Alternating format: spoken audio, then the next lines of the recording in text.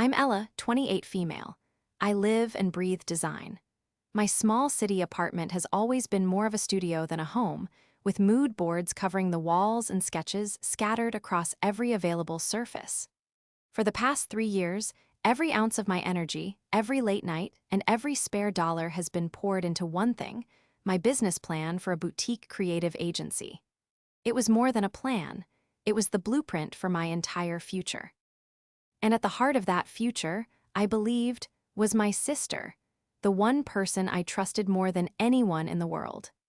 This is the story of how that trust was not just broken, but strategically dismantled and used against me, and how I had to rebuild myself from the ground up to take back what was mine. Before this story unfolds, I'd love to connect with you. Please let me know in the comments where you're watching from and what time it is in your corner of the world. It's amazing to see how far these stories can travel. The dream had a name: Innovate Creative. It wasn't just a catchy title I'd come up with during a brainstorming session. It was the core philosophy of the entire venture. My vision was to create a branding agency that did more than just design logos and build websites. I wanted to partner with emerging, sustainable tech startups, companies that were trying to make a positive impact on the world. My agency would help them find their brand soul, their authentic voice, and translate it into a visual identity that was both beautiful and meaningful. This was my niche, my passion. I spent years researching the market, identifying a gap where ethical companies were being underserved by traditional, profit-obsessed marketing firms. I developed a unique, multi-phase process that integrated brand strategy, design, and digital storytelling into a single, cohesive journey for my clients. It was ambitious, detailed, and I believed brilliant. The business plan itself was my magnum opus. It was a dense, 70-page document filled with financial projections, competitive analyses, 5-year growth strategies, and detailed profiles of potential clients. I had poured my heart into every word, every chart, and every graph. And through it all, my older sister, Chloe, had been my biggest cheerleader. At 31, Chloe was everything I wasn't. She was a corporate strategist for a massive multinational firm, a world of sharp suits, ruthless negotiations, and cutthroat boardroom politics. She was pragmatic where I was passionate, analytical where I was artistic. I saw her as my mentor, the seasoned expert who could guide my creative vision through the treacherous waters of the business world. Our relationship felt like the perfect partnership. I was the dreamer, and she was the realist who could help me make those dreams concrete. "Ella, this is fantastic," she'd said, scrolling through the plan on her tablet during one of our weekly sister dinners. "But your revenue projections for year 3 seem a little conservative. You need to show more confidence if you want to attract serious investors." I would hang on her every word, scribbling notes, and feeling a surge of gratitude. She made my plan feel real, tangible. To make it easier for her to review my work, I had created a shared folder on our family's private cloud server. It held every draft, every spreadsheet, and every creative brief for Innovate Creative. I trusted her with it completely. It never once occurred to me that I was handing over the keys to my kingdom. Our conversations were always filled with her strategic insights. "Who are you targeting for your seed round?" she asked one evening, her eyes scanning my list of potential investors. I pointed to the top of the list. "Julian Croft at Croft Ventures. He's the holy grail. He's known for backing visionary startups, but he's incredibly hard to get a meeting with." Chloe had nodded slowly, a thoughtful expression on her face. "Ambitious, I like it. But if you get that meeting, you can't have a single weak spot in your pitch. Every number, every claim has to be airtight." In the weeks that followed, she became my unofficial coach. She drilled me on my pitch, poking holes in my arguments and forcing me to refine my delivery until it was flawless. "You need to be less of an artist and more of a CEO," she would say. "Passion is great, but investors want to see a killer instinct." I took her advice to heart, believing she was toughening me up for the fight of my life. I was so thankful, so blissfully unaware that she wasn't training me to win. She was training me to perfect the very product she intended to steal. The day I got the email confirming the meeting with Julian Croft, Chloe was the first person I called. I was screaming with excitement, and she matched my energy perfectly. "Yes, Ella, I knew you could do it," she shouted into the phone. "This is it. This is your shot." We celebrated that weekend. She bought a bottle of expensive champagne, and we toas. Ted to the future of Innovate Creative. She looked me in the eyes, her expression one of sisterly pride. "You're going to walk into that room and blow him away," she said, raising her glass. "I have no doubt." Looking back, I can see the flicker in her eyes, the slight tightening of her smile. It wasn't pride. It was the look of a predator who had just cornered her prey. She wasn't toasting my success. She was toasting her opportunity. The secret I thought we were sharing was only a secret to me. For her, it was a meticulously studied blueprint, and she was just waiting for the right moment to claim it as her own. The meeting was set, and I walked toward my future, holding my sister's hand, never realizing she was leading me straight off a cliff. The morning of the pitch was a blur of nervous energy. I put on my best suit, a dark navy blazer that made me feel more confident than I was. I triple-checked my presentation, a sleek deck I had spent hundreds of hours perfecting with Chloe's input. As I left my apartment, my phone buzzed with a text from her. "Knock 'em dead. Remember your numbers and be ruthless. Love you." A wave of warmth washed over me. Her support was my shield. Holding my portfolio case like it contained state secrets, I took a cab to the financial district. The Croft Ventures office was on the 50th floor of a glass skyscraper that seemed to pierce the clouds. The lobby was a symphony of minimalist design, marble floors, brushed steel accents, and a sprawling abstract painting that probably cost more than my entire life savings. It was designed to intimidate, to make you feel small before you even stepped into the elevator. It was working. My heart hammered against my ribs as I was led into a conference room with a panoramic view of the city. A few minutes later, Julian Croft walked in. He was younger than I expected, maybe in his early 40s, with sharp eyes and an air of intense, focused energy. He didn't smile.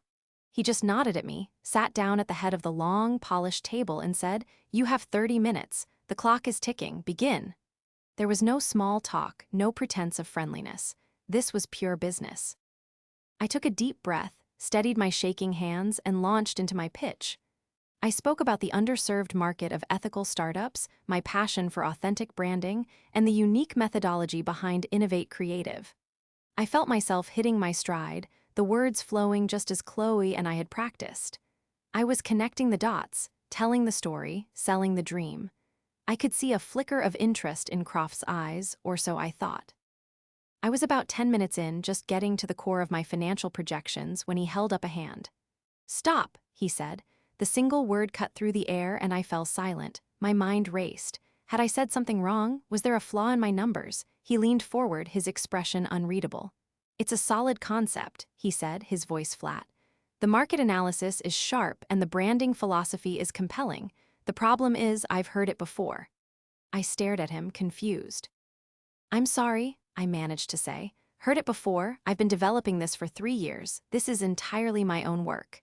He gave a slight, almost imperceptible shrug. "I don't doubt that," he said, and there was a hint of something, pity maybe, in his tone. "But a good idea often occurs to more than one person. About 10 days ago, a different entrepreneur came in here and pitched me a remarkably similar venture. In fact, some of her phrasing was almost identical to yours." My blood ran cold. A coincidence? It had to be, but the specifics, it wasn't possible. "Her pitch was just more polished," Croft continued, his gaze unwavering. "She had a more aggressive growth strategy and had already lined up provisional commitments from 2 key clients. She had the killer instinct. We signed a term sheet with her last week." The air left my lungs. A term sheet. Funding. Someone else had not only had my idea, but had gotten it funded by my dream investor. It felt like a physical blow. The room started to feel small, the air thin. What was the name of her company?" I whispered, my voice hoarse. Croft seemed to sense the shift in the room. He watched me carefully as he said, "She called it Synergy Brands. The founder is a very sharp corporate strategist." A sick feeling of dread washed over me, a dark premonition that was too horrifying to accept. My mind was screaming, no, no, no, it couldn't be, not her. Anyone but her. "Who was it?" I asked, my voice trembling now. "Who was the founder?" Julian Croft paused for a second, then reached into a card holder on his desk and slid a small, white rectangle across the polished wood. It spun to a stop directly in front of me. The lettering was crisp, embossed in a sleek, silver font. It read, Chloe last name, founder and CEO, Synergy Brands. For a moment, I couldn't process it. My brain simply refused to con. CT the name on the card with the sister I loved, the mentor I trusted, the woman who had texted me, love you, just an hour before. Then the pieces slammed into place with brutal, devastating force. The late-night coaching sessions, her intimate knowledge of my plan, her advice to be ruthless. It wasn't advice. It was a scouting report. She hadn't been helping me prepare for a meeting. She had been preparing for her own. The world didn't just tilt on its axis. It shattered into a million pieces. The sound in the room faded to a dull roar in my ears. I looked at Julian Croft, but I couldn't really see him. All I could see was my sister's smiling, treacherous face. I don't remember leaving the office. I don't remember the elevator ride down or walking out onto the busy street. The next thing I knew, I was sitting on a bench in a nearby park, the business card clutched in my hand, the silver letters mocking me as the city bustled around me, completely oblivious to the fact that my entire world had just been broken. The cab ride back to my apartment was silent. The city I loved, usually a source of inspiration and energy, felt alien and hostile. Every gleaming building seemed to mock my failure, every passing person a spectator to my humiliation. When I finally stumbled through my front door, I dropped my portfolio and slid down the wall to the floor, my body shaking with a toxic cocktail of grief and rage. The first person I called was Maya. I couldn't even form words, just choked sobs. She didn't ask questions. She just said, I'm on my way, and 10 minutes later she was there, wrapping me in a hug as I fell apart completely. I told her everything, the story tumbling out between ragged breaths. She listened in stunned silence, her expression shifting from confusion to disbelief, and finally to a cold, hard fury that mirrored my own. She didn't offer platitudes or try to calm me down. She just sat with me in the wreckage, a silent anchor in the storm. After a few hours, the shock began to recede, replaced by a burning need for answers. I needed to hear it from Chloe herself. Ignoring Maya's suggestion to wait until I was calmer, I drove to my parents' house, knowing Chloe often stayed for dinner on Tuesdays. When I walked in, the scene was painfully normal. My dad was watching the news, my mom was setting the table, and Chloe was at the kitchen counter, laughing about something on her phone. She looked up as I entered, her smile bright and welcoming. Ella. I was just about to text you. How did it go? The casual, carefree question was like a lit match on gasoline. My carefully constructed composure crumbled. I walked straight up to her, my hand trembling as I threw her business card onto the counter. It landed with a soft click. Synergy Brands, I said, my voice dangerously quiet. How could you? Chloe's smile didn't falter, but her eyes turned to ice. She picked up the card, examining it as if she were seeing it for the first time. Oh, she said lightly. You found out. There was no remorse, no surprise, not even a hint of shame. She looked at me with an unnerving calmness as if I were a slightly hysterical child. Ella, let's be realistic, she began, her tone shifting to the one she used in the boardroom, condescending and dismissive. You have a great creative mind, but you don't have the stomach for this world. You were taking too long, being too idealistic. Your plan was a fantastic starting point, but it needed to be optimized. I took your framework and made it viable. I stared at her, dumbfounded. You didn't optimize it, Chloe. You stole it. You stole my work, my dream, my future. My parents rushed into the kitchen, drawn by my raised voice. What's going on? My mom asked, her face etched with worry. Chloe turned to them, a look of practiced patience on her face. Ella is just a little emotional, she said smoothly. She's upset that I launched a business in a similar space. She thinks I stole her idea. My dad, ever the peacekeeper, stepped between us. Now, girls, I'm sure this is just a big misunderstanding. Chloe, you know how much this project meant to your sister. Ella, you know your sister would never intentionally hurt you. But Chloe wasn't interested in making peace. It wasn't a misunderstanding, Dad, she said, her voice sharp. It was a business decision. Ella was sitting on a winning concept, and she was going to let it die on the vine because she was too afraid to be aggressive. I took it and made it a reality. If anything, she should be thanking me. When the company is successful, I'll even cut her in. The audacity of her words stole my breath. Cut me in? She was offering me scraps from the table she had built with my stolen life's work. It was the ultimate insult.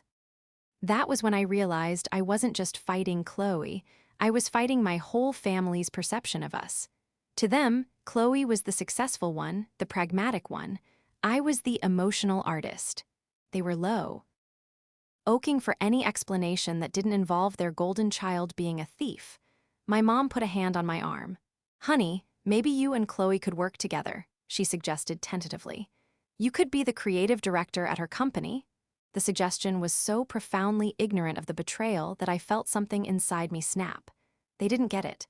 They would never get it. They would always choose her, the one who mirrored their own values of success at any cost. I looked at my sister's smug face, at my parents' confused and pleading expressions, and I felt an unbearable sense of isolation. I was completely and utterly alone in this. "I can't do this," I whispered, backing away. I turned and walked out the door without another word, ignoring my mother's calls behind me. I drove away from the house I grew up in, the place that was supposed to be my safe harbor, feeling like an exile. The ugly truth wasn't just that my sister was a thief. It was that my entire family was complicit in her crime. The first 48 hours after the confrontation were a dark, formless void. I didn't eat, I barely slept, and I screened calls from my parents, who left a string of voicemails urging me to be reasonable and talk things through with Chloe. It was Maya who pulled me out of it. She showed up at my door with 2 laptops, a container of my favorite takeout, and an expression of grim determination. "Okay, the pity party is officially over," she announced, setting up on my coffee table. "You've been wronged, and now you have 2 choices. You can let her win, or you can fight back. We're not getting sad anymore, we're getting data." Maya was a data analyst, and her mind worked in spreadsheets and logic. For her, every problem was a puzzle that could be solved with enough information. Her analytical calm was the antidote to my emotional storm. She was right. Wallowing in my grief would achieve nothing. If I was going to do anything, I needed proof. Cold, hard, undeniable proof.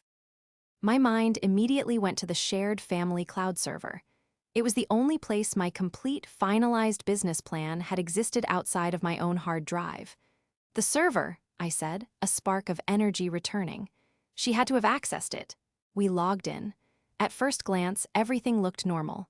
The Innovate Creative folder was still there, untouched, but Maya, with her expert eye, knew where to look. She navigated to the server's administrative backend, a section I didn't even know existed, and pulled up the access logs. The screen filled with lines of code and timestamps. "Okay, let's filter by user and file name," she murmured, her fingers flying across the keyboard. A few moments later, she froze. "Oh, you have got to be kidding me," she said, her voice laced with venom. She turned her laptop toward me. There it was, displayed in stark black and white. A log entry showing that the user, Chloe, had initiated a download of the file Innovate Creative Final Pitch, PDF. The timestamp was 2:17 a.m., just 10 days before my meeting with Croft. 2 days before that, another log entry showed she had registered the domain name, https://www.google.com/search q=synergybrands.com. The timeline was damning. She hadn't developed a parallel idea. She had waited for me to finish my work, downloaded the final version, and then immediately started her own company. It was premeditated, calculated, and utterly ruthless. "That's the smoking gun," I breathed, a feeling of grim validation washing over me, but Maya wasn't done. "A good data set always has more than one variable," she said. "Let's see what else she left behind." She started searching the server's system-wide trash folder. Most of it was old photos and documents my parents had deleted, but then Maya found a cluster of recently deleted files under Chloe's user profile. They were drafts of a presentation. The file names were Synergy Pitch V1, PPTX, Synergy Pitch V2, PPTX, and so on. My heart pounded as Maya restored them. We opened the latest version. The slide deck was sleek and professional, with a different color scheme and logo, but the content felt sickeningly familiar. The mission statement, the market analysis, the growth strategy, it was all mine. It was my voice, my research, just repackaged in a different corporate skin. "This is unbelievable," I said. She copied and pasted entire sections. Maya's eyes lit up. "Let's prove it." She downloaded a document comparison tool and ran my business plan against Chloe's pitch deck. The software highlighted the identical text in bright red. Page after page lit up. Entire paragraphs were flagged as 100% matches. Then we saw it, the final, irrefutable piece of evidence. In a section on market competitors, the software flagged an identical sentence that contained a typo I had made and forgotten to fix. In my haste, I had written strategic advantage instead of advantage. Chloe, in her own haste to copy my work, had lifted the sentence verbati. Typo and all. It was the digital equivalent of a fingerprint left at the scene of the crime. Armed with this mountain of evidence, I scheduled a consultation with a lawyer who specialized in intellectual property. She was impressed by the evidence we had gathered. "This is incredibly thorough," she said, looking over the logs and document comparisons. "You have a clear case for copyright infringement on the written materials. The plagiarism is blatant." I felt a surge of hope. "So I can sue her?" The lawyer's expression became more serious. "You can," she said. "You need to be prepared for what that means. A lawsuit would be incredibly expensive. It could take years, it would become public, and you'd be airing your family's dirtiest laundry for the world to see. It will drain you emotionally and financially." She leaned forward, her gaze direct. "So you have to ask yourself a question. What is your ultimate goal? Do you want revenge, which might destroy you in the process, or do you want to find a different path to success?" I left her office with a heavy heart. The evidence proved I was right, but the path to justice was a minefield. Suing Chloe felt like a hollow victory. It would define me by her betrayal. I didn't want to be the woman who sued her sister. I wanted to be the woman who built the company she was always meant to build. The evidence gave me power, but I had to decide how to use it. A courtroom showdown wasn't the answer. My fight wouldn't be one with lawyers, it would be one with creativity. Leaving the lawyer's office, I felt a strange sense of clarity. The path of legal warfare was a trap. It would consume my time, my money, and my creative energy, leaving me with nothing but scorched earth and a fractured family. Chloe wanted to play a corporate game of scorched earth tactics, but I was a designer, a creator. My power wasn't in destruction, it was in building something better. If I was going to get justice, it wouldn't be by tearing her down, but by outcreating her. Justice would be my own undeniable success, built on the very principles she had abandoned: authenticity and originality. That evening, I sat down with Maya and a giant whiteboard. "Okay," I said, a fire I hadn't felt in weeks igniting in my chest. "A lawsuit is off the table. We need a new strategy. We need a counteroffensive." First, we analyzed Chloe's weakness. She was a brilliant strategist, a master of execution and optimization. She could take a plan and implement it flawlessly. But she had one fatal flaw: she was not a creative. She had no original ideas, no artistic vision. She had stolen the blueprint for a beautiful house, but she had no idea how to furnish it, how to give it a soul. She could mimic my words, but she couldn't replicate my passion or my talent. Her company, Synergy Brands, was nothing more than a hollow echo of my dream. This was the vulnerability I would exploit. I decided to build a new agency from the ground up, one that would be the philosophical opposite of Chloe's stolen empire. While she focused on corporate polish and aggressive tactics, I would build a brand centered on transparency and genuine partnership. I needed a name that embodied this spirit. After hours of brainstorming, I landed on it: Authentic Creative. It was simple, direct, and a constant, silent rebuke to her fraud. My next step was to build a team. I knew I couldn't do it alone. I spent the next few weeks reaching out to my network. I didn't look for the most experienced designers, I looked for the most passionate ones.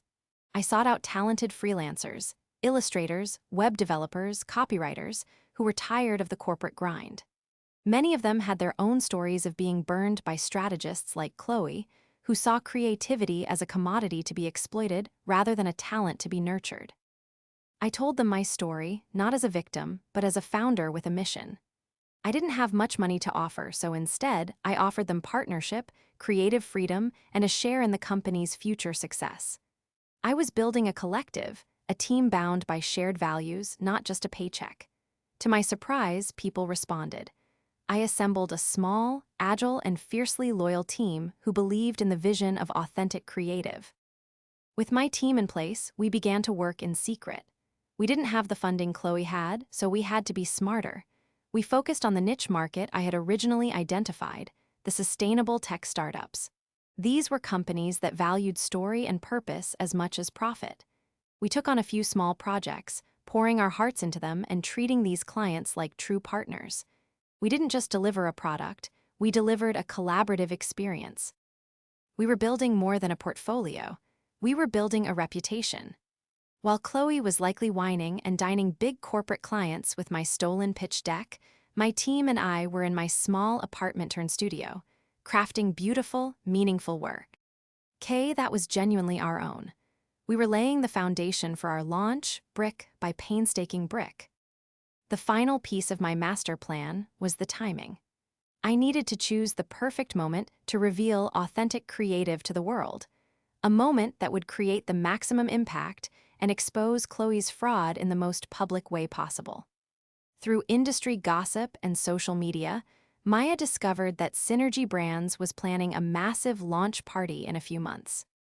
It was set to be a huge industry event, celebrating their official launch and announcing their first major client, all funded by Julian Croft's investment. This was it. This was the moment. Chloe would be on stage in the spotlight, celebrating her triumph. And that was exactly when I would pull the rug out from under her.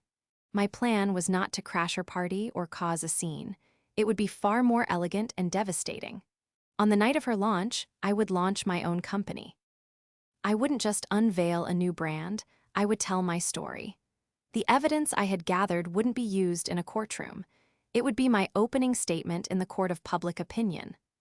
Chloe had stolen my dream, but I was about to show her, and the entire industry, that a stolen dream is no match for an authentic one. The months leading up to Chloe's launch party were the most intense of my life. My team and I worked around the clock, fueled by coffee and a shared sense of purpose. We refined our brand, built a stunning website, and perfected the portfolio from our initial projects. Every element of authentic creative was designed to be a direct contrast to the cold, corporate shell of Synergy Brands. Our color palette was warm and inviting, our language was personal and direct, and our About Us page featured the real stories of our creative team, not just a list of credentials. The centerpiece of our launch strategy was my founder's story, a blog post I had rewritten dozens of times. It was the heart of my counterattack. In it, I told the story of a young creative who had her life's work stolen by someone she trusted implicitly. I wrote about the pain of betrayal, but I quickly pivoted to the power of resilience. I explained why I had chosen to build a new company from the ashes, one founded on the unshakable belief that true creativity cannot be copied and that authenticity is the most valuable asset any brand can have. I never mentioned Chloe's name. I didn't have to. The story was so specific, so emotionally raw, that anyone who knew the situation would understand. At the end of the post, I included a subtle hyperlink. The text simply read, "For an example of our commitment to originality, view our case study." This link led to a password-protected page. The password was truth. On that page, we had meticulously laid out all the evidence. The server logs with Chloe's download timestamped, the side-by-side comparisons of my business plan and her pitch deck, and a screenshot of the identical sentences, complete with my signature typo. It was an elegant, undeniable presentation of the facts. The night of the Synergy Brands launch party, my team gathered in my apartment. The mood was electric with nervous anticipation. Maya had a list of key industry journalists, tech bloggers, and social media influencers she had compiled. On my signal, she would send them an anonymous email with a link to my founder's story and the password to the evidence page. At precisely 8:00 p.m., just as Chloe's event was getting into full swing, I hit publish on the Authentic Creative website. A moment later, Maya sent the emails. Then all we could do was wait. For the first 20 minutes, there was silence. I paced my apartment, my stomach in knots. Had it been a mistake? Was anyone paying attention then? Maya's phone buzzed. "It's starting," she said, her voice low. A well-known tech blogger with a huge following had just posted on social media. Hearing whispers of some major drama unfolding in the startup world tonight. This is juicy. Story coming soon. Minutes later, another influencer posted, "If you're at the Synergy brand's launch party, you might want to read this," with a direct link to my website. We could almost feel the ripple effect spreading through the party across town. Phones would be coming out. Whispers would be starting in the corners of the lavishly decorated venue. Chloe would be on stage, smiling under the bright lights, completely unaware that her reputation was being dismantled in real time by the very people she was trying to impress. The final blow came an hour later. The tech blogger published his full article. The headline was explosive: "Synergy or Stolen?" New agencies launch marred by plagiarism allegations. The article contained everything: my story, screenshots of the evidence, and a damning analysis of the timeline. It was a journalistic bombshell. At the party, Julian Croft was holding court, celebrating his new investment. An aide showed him the article on a tablet. We couldn't be there to see his reaction, but I could imagine it perfectly. The initial confusion, the dawning horror, and the icy rage of a powerful man who realizes he has been played for a fool. He would have looked across the room at Chloe, who was basking in the glory of her fraudulent success, and seen her not as a brilliant prodigy, but as a liability. According to a friend who was catering the event, Croft walked directly up to Chloe in the middle of the crowded room. There was no shouting, just a low, intense conversation. Chloe's face went pale. The confident CEO persona evaporated, replaced by the panicked look of someone whose carefully constructed world was collapsing around her. She was publicly and completely exposed. My showdown wasn't a loud confrontation. It was a quiet, digital checkmate. While she was celebrating a stolen victory, I had won the war without ever setting foot on the battlefield. The fallout from the launch party was swift and brutal. The tech blogger's article went viral overnight. Synergy or stolen became the trending topic in the business and tech communities. My evidence was so clear and irrefutable that there was no room for ambiguity. Chloe's carefully crafted image as a business prodigy was shattered, replaced by the reality: she was a fraud. The day after the party, Croft Ventures released a formal statement announcing they were retracting all funding from Synergy brands, citing material misrepresentation and intellectual property violations discovered in their due diligence. Without its funding and its reputation, the company imploded before it had ever truly launched. Chloe's dream, built on my foundation, crumbled to dust. The clients she had provisionally lined up backed out immediately, unwilling to be associated with a brand born of deceit. She became an industry pariah overnight.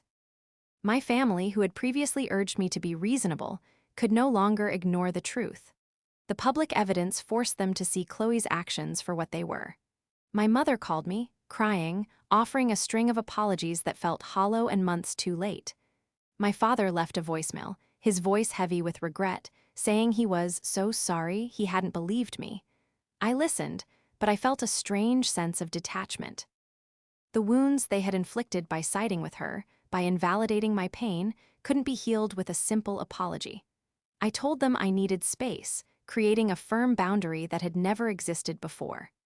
My relationship with my family, and especially with Chloe, was permanently fractured. I had lost a sister, but in a way, I realized I had been mourning that loss since the day I walked out of Julian Croft's office. The sister I loved had been an illusion. While Chloe's world was collapsing, mine was exploding in the best possible way. Authentic Creative became an overnight sensation. My story of betrayal and resilience resonated deeply with people. I was inundated with messages of support from strangers, fellow designers, and potential clients. They weren't just drawn to our portfolio, they were drawn to our story and our values. We were flooded with project inquiries, not from massive corporations, but from the exact kinds of clients I had always dreamed of working with: passionate founders of innovative startups who wanted to build something real. My small, loyal team was suddenly working on high-profile projects, and the business was growing faster than I could have ever imagined. We had proven that there was a market for authenticity, that good work and good ethics could not only coexist but thrive. A few weeks after the launch, I received an email from Julian Croft's assistant requesting a meeting. I was hesitant, but I agreed. We met not in his intimidating boardroom, but at a neutral coffee shop. He looked tired but humbled. "I owe you an apology," he began, looking me directly in the eye. "I pride myself on my ability to judge character, and I failed. Your sister's pitch was polished, but it was soulless. Your original idea had the heart, the vision." I was so focused on the killer instinct that I missed the most important thing. "I am truly sorry." He went on to say how impressed he was, not just with my talent, but with my strategy. "You didn't just get angry, you got smart," he said. "You beat her in the marketplace of ideas, and you did it with integrity. That's the kind of founder I want to back." Then he made his offer. He wanted to invest in authentic creative. He offered double the amount he had given Chloe, with no controlling interest and full creative freedom for me and my team. It was the kind of deal founders dream of. Signing that contract was one of the proudest moments of my life. It wasn't just about the money, it was the ultimate validation. I had earned it on my own terms. The story ends not with me gloating over my sister's downfall, but with me standing in our new, sunlit office space, surrounded by the brilliant, passionate team I had built. We were laughing, sketching out ideas on a whiteboard for a new client who was working to develop clean ocean technology. I hadn't just gotten my dream back, I had built a better one. I had learned the hardest lesson of my life. That trust can be a liability, but that your own integrity, your own authentic voice, is an indestructible asset. The best revenge wasn't watching Chloe fail. It was the quiet, profound joy of my own success. A success that was truly, completely, and authentically mine.